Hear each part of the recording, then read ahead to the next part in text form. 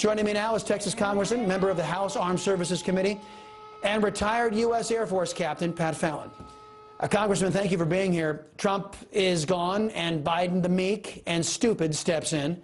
And lo and behold, Putin invades, knowing he has nothing to fear from a hobbled United States of America. Do you think this war is a coincidence? No, Chris, let's look at the pattern here. And by the way, you called Joe Biden a meat puppet, man. That was funny, Zach. So let's look at this, because this isn't a laughing matter. In 2008, Putin invaded and stole 2 provinces from Georgia, and nothing really happened. And then 2014, he stole the Crimea from the Ukrainians, and nothing happened. And then he had a pause of 4 years between 2017 and 21, when President Trump was in office. He didn't rattle the saber, and he didn't grab any land. Now, why? I think it was honestly because he did fear President Trump, because he projected strength and an America first policy. And then as soon as Joe Biden gets in, what happens? He plans and then launches a full-scale invasion of the Ukraine. And many missteps by Biden helped him and emboldened him to do so. Biden, speaking of which, stuttered and stammered his way through a press conference again today. Watch. Respectfully, sir, what more are you waiting for? Specifically, with the sanctions we've imposed exceed SWIFT. The sanctions we imposed exceed anything that's ever been done. The sanctions we imposed have generated 2/3 of the world joining us. They are profound sanctions. Let's have a conversation in another month or so to see if they're working.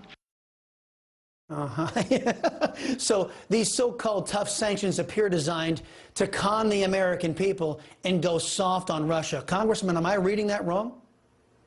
No, you're reading it exactly right, Chris. I mean, Putin met with Xi, and he knew that there were going to be sanctions. He was hoping probably exactly what he got. What should have happened, if we can dial back the clock, about 3 or 4 months ago. We had indications that this was going to happen right after the Olympics. So what we should have done, and what Biden should have done, is, and I signed on to a letter to ask him to do just this, was send lethal aid, military aid, to the Ukrainians immediately, and then proactively outline the sanctions that Russia could face if they were to invade Ukraine.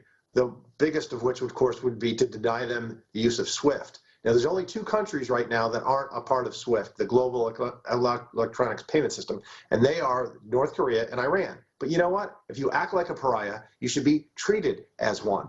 But Joe Biden didn't do that. He also canceled the XL pipeline upon taking office, but then green-lighted the Nord Stream 2, which didn't make a lot of sense. And he should immediately go back to Trump's energy plans and he's halted leases for drilling and exploration on federal lands and offshore. He should immediately rescind that order, and he should also greenlight the Keystone XL pipeline.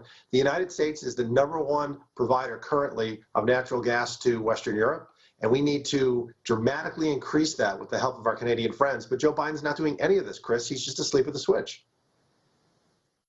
He's asleep, period. You know what's another kick in the teeth, Congressman, is that American dollars, because we have all of our supply chains over in China. They go to China, then China takes our money and then backstops Putin. So the sanctions really have no meaning, because American money is going to be backstopping Putin ultimately because of this unholy alliance between the communists and this thug, this KGB thug in Russia.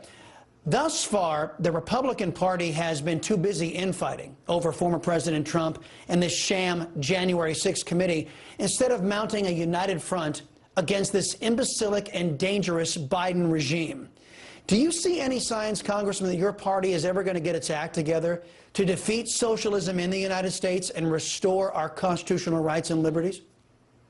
Well, I think we are largely united, Chris, to be honest. But what you see is the press blowing up anytime Liz Cheney sneezes or Adam Kinzinger says something and they want to point to disunity. Those are 2 members out of 213 GOP members of Congress.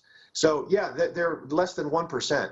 So I think we do need, and we know that if we get, and we can differentiate the points, we are for a secure America and putting America first. Biden is for open borders, and that's open borders and a moral border for the folks that live south and north of it. We've seen the worst inflation in 40 years. We're for a solid and strong and sane energy policy, and they are for allowing Russia and Iran and Venezuela and others to drill for oil and energy while they hamstring our own country. If we differentiate these major differences and point them out to the American people, I think we're not going to be looking at a red wave come next November, but we're going to be looking at a red tsunami. Okay, well, Congressman, let me add some 4 more names to your list there. Graham, Romney, Inhofe, and Burr. Those 4 Republican senators didn't show up to a vote that would have defunded vaccine mandates on the American people, would have restored medical freedom to the American people, and they gave the Democrats a victory. So there might be a little more expansive, comprehensive discussion the Republicans have if they want to unify instead of delivering for Democrats. Congressman Pat Fallon, sir, always appreciate the time here on the Chris Salcedo Show.